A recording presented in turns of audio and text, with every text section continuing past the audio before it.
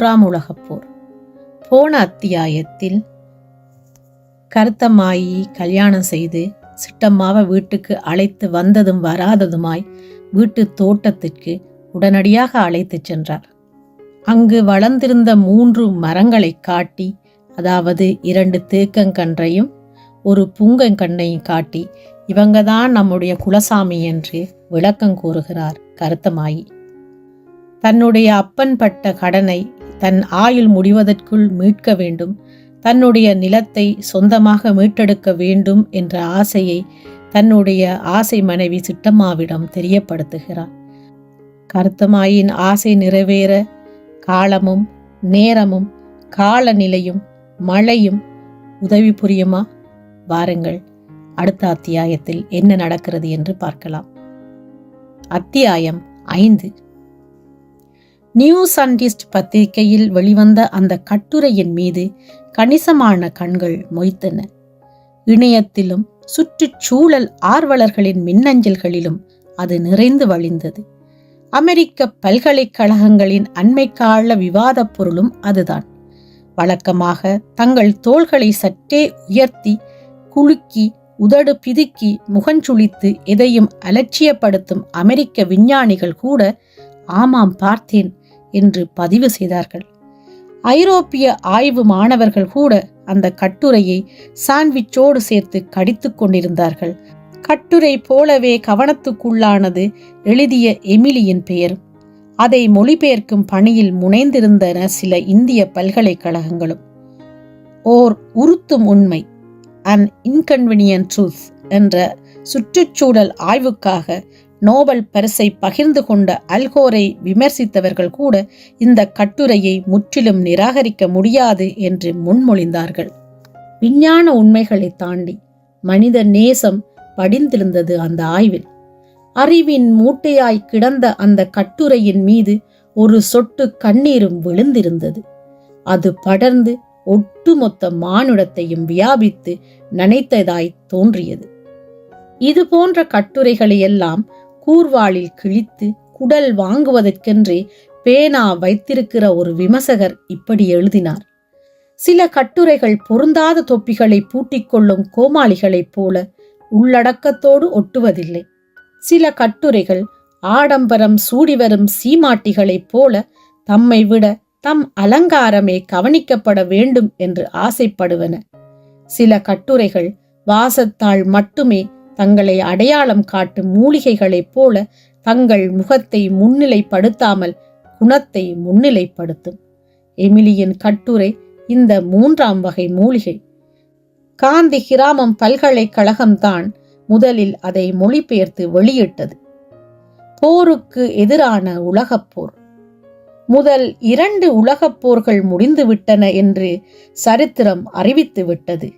ஆனால் 3ஆம் உலகப் போர் தொடங்கிவிட்டது என்பதை அது இன்னும் அறிவிக்கவே இல்லை.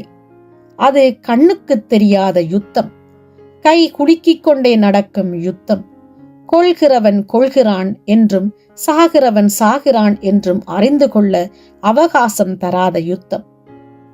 இது மனிதனுக்கும் மட்டுமல்ல, மனிதனுக்கும் இயற்கைக்குமான போர், மண்ணுக்கும் விண்ணுக்குமான போர், 3ஆம் உலக நாடுகளுக்கும் முன்னேறும் நாடுகளுக்கும் இடையே நிகழும் முடிவு தெரியாத போர். இந்த போரை இப்போதே நிறுத்த முயன்றால் மானுடன் மிஞ்சலாம். இல்லையேல் பூமி தான் படைக்கப்பட்ட நோக்கத்தில் இருந்து விட்டு விலகி வெகு தூரம் போய்விடலாம். முதலில் இந்த பூமி மனிதர்களுக்காக படைக்கப்பட்டதல்ல என்பதை மனிதர்கள் உணர்ந்து கொள்ள வேண்டும். அறியப்பட்ட 20 லட்சம் உயிரினங்களில் ஒரு ஜீவராசிதான் மனிதன். பூமிக்கு சற்றொப்ப கடைசியாய் வந்த பேரினம் மனித இனம்தான். பறவைகளும் விலங்குகளும் புழுக்களும் பூச்சிகளும் மீன்களும் நுண்ணுயிர்களும் இந்த பூமியின் பங்குதாரர்களாயிருந்தவரை எந்த மாறுதலும் இல்லை இயற்கையில். காடுகள் அழித்து கூடுகள் கட்டியதில்லை பறவைகள். தங்கள் வாழிடங்களுக்காக இயற்கையின் கோடுகளை தாண்டியதில்லை விலங்கினங்கள். தம் கழிவுகளில் வெளிப்படும் மீத்தேன் வாயு தவிர இயற்கைக்கு பெரிதாக விரோதம் செய்யவில்லை விலங்குகள். சொல்லப்போனால் பறவைகளின் எச்சங்கள் காடுகளை வளர்த்தன. இயற்கையின் விதிகள் தடுமாறும் போதெல்லாம் நுண்ணுயிர்கள் சமன் செய்தன. பூச்சிகளின் மகரந்தச் சேர்க்கையால் தாவரக் கூட்டம் தழைத்தது. மனிதன் வினைப்படும் வரைக்கும் இயற்கைக்கு எதிராய் பூமி துளைக்கப்பட்டதில்லை, வானம் கிழிக்கப்பட்டதில்லை. கடைசி பேருயிராய் வந்து சேர்ந்தான் மனிதன். அதன் பிறகுதான் பூமியின் சரித்திரம் மனிதனுக்கு முன் மனிதனுக்கு பின் என்று பிளவு கொண்டது. பூமிக்கு வந்து போன உயிர்களிலும் வந்து வாழும் உயிர்களிலும் வல்லமையும் வஞ்சகமும் உள்ள உயிர் மனிதன்தான். பூமியை மனிதன்தான் செதுக்கினான் என்பது எத்துணை பெரிய உண்மையோ அத்துணை பெரிய உண்மை அவன்தான் சிதைத்தான் என்பது. மனிதன் மாறுதலை உண்டாக்கினான். அதற்கு நாகரிகம் என்று பெயர் சூட்டிக் கொண்டான். நாகரிகம் தான் மனிதனின் வளர்ச்சி, ஆனால் பூமிக்கு பின்னடைவு. மண்ணில் பிறந்த ஒன்று அது அதுவாக இருந்தவரை பூமி பழுதுறவில்லை. ஒன்று இன்னொன்றாக மாற்றப்படும் சம்பவங்கள் நிகழ்ந்த போதெல்லாம் மனிதன் எழுந்தான், பூமி விழுந்தது. மண்ணில் கிடந்த இரும்பு இரும்பாக இருந்த வரையில் சம்பவம் ஏதுமில்லை. அது ஆயுதமாக மாற்றப்பட்ட பிறகு என்ன நேர்ந்தது என்பதற்கு சாட்சிகள் தேவையில்லை. ஆயுதம் கண்டறிந்த பிறகு பூமியின் பூர்வ குடிகளான விலங்குகளையும் பறவைகளையும் மனிதன் வேட்டையாடி வெளியேற்றினான். உணவே தொழில், தொழிலே உணவு என்றானது வேட்டை. புற்றுக்குள் கைவிட்டு ஈசல் அள்ளி தின்னும் கரடியைப் போல இயற்கைக்குள் கைவிட்டு உள்ளதை உண்டு வந்தான் மனிதன். போக போக உணவு அரிதானது அல்லது அற்றுப்போனது. வேட்டையில் ஈடுபட்ட மனிதனும் வேட்டையாடப்பட்ட போது அவன் சோர்வுற்றான். வேட்டையில் அவன் கண்ட சோர்வும் தோல்வியும் விவசாயத்தில் முடிந்தது. தான் தேடிச் செல்லும் உணவு தன்னை தேடி வரலாகாது என்ற கேள்வியில் விழுந்தது விவசாயத்துக்கான வித்து. விவசாயத்தின் உபரி உற்பத்தி வணிகத்தில் போய் முடிந்தது. வணிகம் அரசியலை ஈன்றது. அரசியல் தன் இருப்புக்கு தனியுடைமைகளையும் மதங்களையும் கல்வியையும் கலைகளையும் வருணங்களையும் வர்க்கங்களையும் உற்பத்தி செய்து உடனிறுத்தி கொண்டது. வானியலும் புவியியலும் வகுத்து கொடுத்த வசதிக்கேற்ப உலகின் வெவ்வேறு பாகங்களில் விவசாயம் தொடர்ந்தது. விவசாய கலாச்சாரம் மட்டும் விளங்கிய வரை மண்ணை மட்டுமே மனிதன் கூறு செய்தான் அன்றி வானம் பகிரப்படவில்லை. இங்கிலாந்தில் என்று தொழில் புரட்சி தோன்றியதோ அன்று விழுந்தது வானத்தில் வடு. பிரத்யேக ஏற்பாடுகள் செய்து கொண்டதன் மூலமாக இந்த பிரபஞ்சத்தின் சிறந்த கோள்களுள் ஒன்று பூமி என்று சொல்லலாம். பூமியின் சிறப்பு காப்புறுதிகளுள் ஒன்று இயற்கை உச்சத்தில் கட்டி கொடுத்திருக்கும் ஓசோன் கூரை. காற்று மண்டலத்திற்கு மொத்தம் 3 அடுக்கு. பூமிக்கு மேலே 12 கிலோமீட்டர் உயரம் வரை உள்ளது முதல் அடுக்கு. இதில் தான் இருக்கிறது பூமிக்கான காற்றின் 90 விழுக்காடு. முதல் அடுக்கின் முடிவில் தொடங்கி 50 கிலோமீட்டர் உயரம் வரை இருப்பது 2ஆம் அடுக்கு. இதில் ஓரளவுதான் இருக்கும் உயிர்காற்று. 60 கிலோமீட்டருக்கு மேலே இருப்பது 3ஆம் அடுக்கு. அது காற்றற்ற வெற்றடுக்கு. 1000 கிலோமீட்டர் உயரத்துக்கு மேலிருப்பது வெட்டவெளி, ஒளியும் ஒளியுமற்ற பால்வெளி. விண்கலங்களும் செயற்கைக்கோள்களும் விடப்படுவது அங்கேதான். இந்த 4 அடுக்குகளிலும் பூமிக்கு முக்கியமானது 10 முதல் 40 கிலோமீட்டர் உயரம் வரை அமைந்திருக்கும் ஓசோன் கூரைதான். குறைந்த காற்றழுத்த மண்டலத்திற்கும் அதிக அழுத்த மண்டலத்திற்கும் இடையில் காணப்படும் மெல்லிய உறை அது.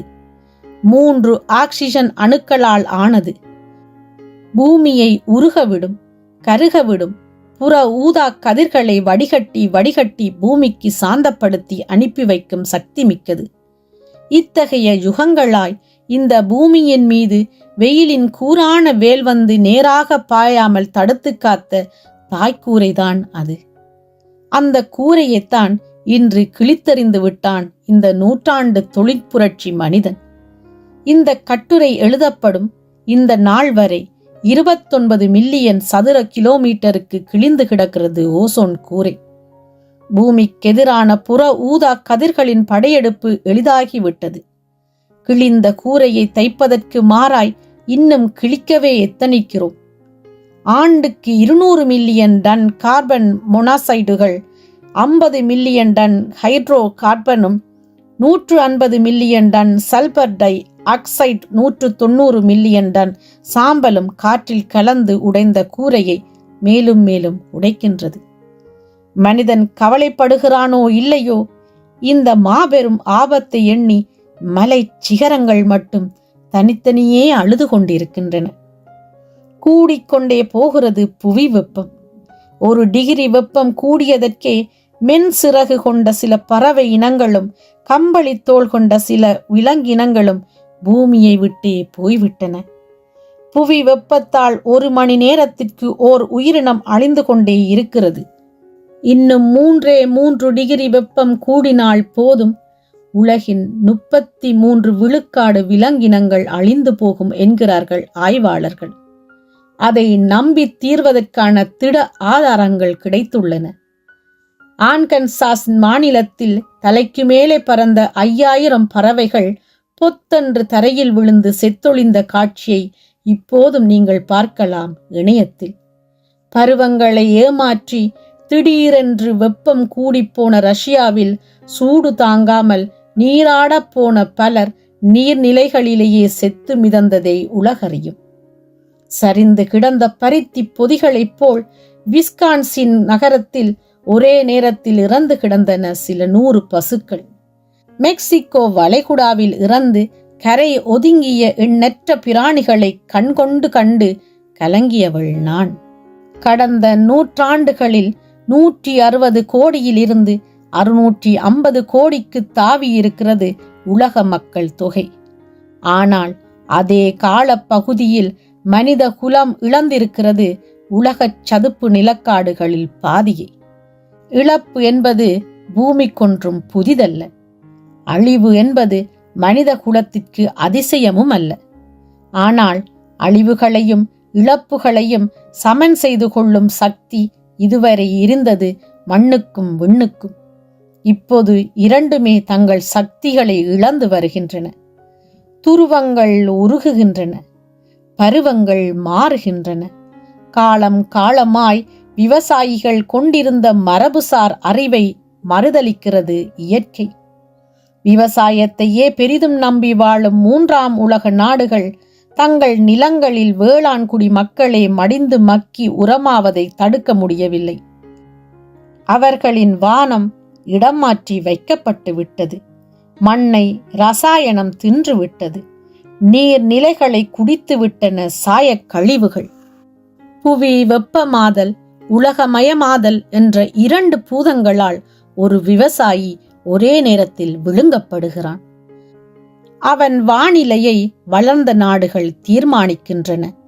அவன் உற்பத்தி பொருளின் விலையை பங்குச் சந்தைகளும் தங்கச் சந்தைகளும் தீர்மானிக்கின்றன. இந்தியா போன்ற வளரும் நாடுகளில் ஒரு வேளாண்குடி மகனின் மதிப்பு ஓர் இறைச்சி ஆட்டின் மதிப்பை விட குறைவாகவோ சற்று அதிகமாகவோ இருக்கிறது. ஓர் ஆய்வறிக்கை சொல்லும் தகவலின்படி 1997 முதல் 2011 வரை இந்தியாவில் தற்கொலை செய்து கொண்ட விவசாயிகளின் எண்ணிக்கை மட்டும் 2,14,500 பேர். ஒவ்வொரு 12 மணி நேரத்திற்கும் ஒரு விவசாயி இந்தியாவில் தற்கொலை செய்து கொள்கிறான்.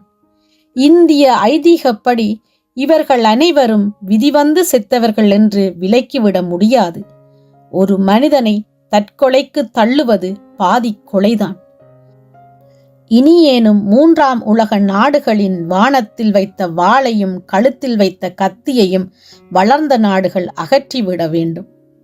ஒவ்வொரு மனிதனும் உலகச் சங்கிலியில் ஒரு கண்ணி என்று எண்ணி பார்க்க வேண்டும். செவ்வாய் கிரகத்தில் மனிதனை குடியேற்றும் முயற்சி நடப்பதாய் செய்து வருகிறது. அதை நினைத்தால் நான் ஒரு கருப்பு புன்னகை சிந்த வேண்டியவளாயிருக்கிறேன். செவ்வாய் கிரகம் என்பது 97 விழுக்காடு கரியமில வாயு கொண்ட வளிமண்டலத்தால் சூழப்பட்டிருப்பது. பூமி என்பது 0.03 விழுக்காடு கொண்ட கரியமில வாயுவும் 79 விழுக்காடு நைட்ரஜனும் 21 விழுக்காடு பிராண வாயுவும் கொண்ட வளிமண்டலத்தால் சூழப்பட்டிருப்பது. எதை விட்டுவிட்டு எதில் குடியேறுவது? இருக்கும் ரோஜாவை எரித்துவிட்டா நீங்கள் முல்லை முகர்ந்து பார்க்க போகிறீர்கள். முதலில் நாம் இருக்கும் பூமியை நாம் காப்போம்.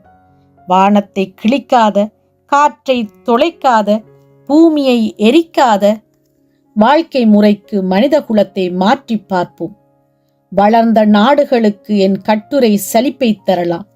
கட்டுரையை வாசிக்கும் பொழுதே சிலர் கையில் கிடைத்த கண்ணாடி கோப்பையை என் மீது வீசலாம். அதையே என் கட்டுரைக்கான வெற்றி கோப்பை என்று வீட்டுக்கு எடுத்துச் செல்கிறேன். இப்படிக்கு எமிலி. விதை மேலாண்மையின் முதுநிலை பட்டயம் படிப்பு பயிலும் சின்னப்பாண்டியை தன் அறைக்கு அழைத்தார் துணைவேந்தர் அருள். மொழிபெயர்ப்பு நல்லா இருந்தது சின்னப்பாண்டி, வாழ்த்துக்கள். நன்றிங்க. ஆனா மொழிபெயர்ப்பு நல்லா இருந்ததற்கு காரணம் மூலந்தாங்க. மூலத்துக்கு பக்கத்துல இருக்கும் மொழிபெயர்ப்பு, அதுதான் பாராட்டுறேன். பல பல்கலைக்கழகங்கள்ல இந்த கட்டுரை பேசப்படுது. எனக்கு ஒரு யோசனை தோணுது. சொல்லுங்க ஐயா. நம்ம பல்கலைக்கழகத்துல இந்திய வேளாண்மையில் உலகத்தாக்கங்கிற கருத்தரங்கு நடத்த போறோம். பொதுவா அதிகாரத்துல உள்ளவங்களையும் நன்கொடையாளர்களையும் சிறப்பு அழைப்பாளர்களாக அழைக்கிறது ஒரு சடங்காகி போச்சு. அவங்களுக்கு கருத்தரங்கத்தோட உள்ளீடு தெரியறதில்ல. ஐயா, தெரியாதவங்களுக்கு தெரியப்படுத்துறது தானே கருத்தரங்கு. உன் நகைச்சுவை உணர்ச்சியை பாராட்டுறேன். ஆனா ரசிக்கிற மனநிலையில நான் இல்லை. இந்த கருத்தரங்குக்கு சிறப்பு அழைப்பாளரா விஷயமுள்ள ஒருத்தரை அழைக்கலாம்னு நினைக்கிறேன். யாருங்க? எமிலி, கட்டுரை எழுதின அமெரிக்க பெண். முயற்சி பண்ணலாம். நீதான் ஒருங்கிணைப்பாளர். அந்த முயற்சியை நான் உங்ககிட்ட ஒப்படைக்கிறேன். எப்படியும் வரவழைக்கணும். அந்த பெண் கலந்துக்கிட்டா கருத்தரங்குக்கே ஒரு கணம் கிடைக்கும்னு தோணுது. இதோ இதுதான் அந்த பெண்ணோட இமெயில் ஐடி. அடுத்த சில நிமிடங்களில் பிரிக்கப்படாத பழைய மதுரை மாவட்ட எல்லைக்குட்பட்டதும் இன்றைய தேனி மாவட்டத்தில் அமைந்துள்ளதுமான அட்டனம்பட்டி என்ற ஊரைச் சேர்ந்த சீனிச்சாமி பேரனும் கருத்தமாயி மகனுமான சின்னப்பாண்டி மின்னஞ்சல் செய்தான். அமெரிக்காவின் அட்லாண்டா நகரத்தில் வசிக்கும் ஜேம்ஸ் டேவிட் எலீனா தம்பதிகளின் ஒரே மகளும் ஆய்வாளருமான இளம்பெண் எமிலிக்கு.